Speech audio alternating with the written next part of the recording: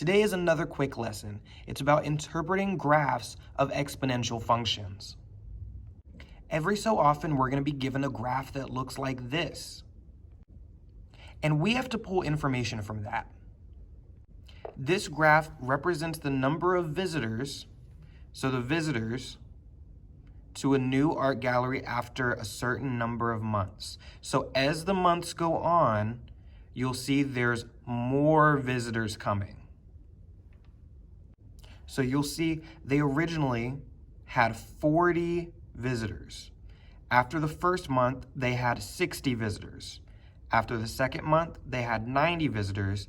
And after the third month, they had 135 visitors. This wants us to write an exponential function that represents the number of visitors. To do that, we need to find A, the starting amount, B, the multiplier, and then we can write an equation. So the formula is y equals A times B to the power of x. Y equals and x are always going to be the same. The only thing we're changing is the A and the B. So let's find A. Where on the graph will we find the starting amount? Right there. So when x is 0, the y that goes with it is your starting amount. So our starting amount is 40. So far we have y equals 40. Now let's find our multiplier. To do that, we're going to take 2 points. Let's take the first point and the second point. And we're going to get their y values. And we're going to take the second one and divide it by the first one. So we're going to divide the second point by the first point. So 60 divided by 40 equals 3/2. So now that we have our b, we're going to put it and multiply it by 40. And then we bring the x exponent. And just like that, we have our equation. So step 1 is to find the value of y when x is 0. So when you have 0, the number that goes with it is going to be your a. Step 2, you'll choose 2 y values and make them a fraction, which is also the same thing as dividing them. So in this case, 60 divided by 40. So you're going to put the second one over the first one. Always remember, the one that comes second, you'll put over the one that came first. Step 3, plug the values into the equation. Y equals A times B to the power of x, and you'll have your equation. Question 2 is asking us to identify and interpret the y-intercept.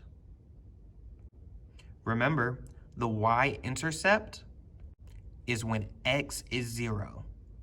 So in this case, the y-intercept is 40. Interpreting the y-intercept means, what is this y-intercept telling us? And this is telling us that they originally had 40 visitors. All of the other visitors that came after were new. They originally had 40. Step 3 asks us to define the domain and range of the function. Let's start with domain. Domain involves the x values. It asks us, what's the furthest left this will go and what's the furthest right this will go? So the furthest left is going to be 0. The smallest number of months that will ever happen is 0. And because that was a solid dot, we're going to use the less than or equal to symbol. And then we use our x. And then we want to see how far to the right is it going to go. Will the months ever end? The answer to that is no. Months are going to go on forever. So I know that the number for forever is infinity. And when we use infinity, we use the less than or equal to symbol. So 0 is less than or equal to x, is less than or equal to infinity, means x is going to be all real numbers greater than 0. So x is going to be greater than or equal to 0. You could use either one of these ways to describe it. Next, let's find the range. And remember, these are the y values. We'll do this one simply. Y is going to start at 40. And y is going to be everything equal to or greater than. It's going to go on forever and ever because we see this arrow means it's going to keep going forever. So y is going to be all of the numbers greater than or equal to 40.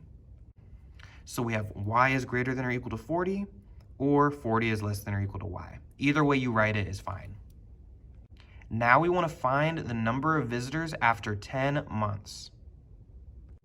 So we'll plug in our equation, and we're going to plug in 10 for x because x is the number of months. And we want to find after 10 months. So let's write the equation.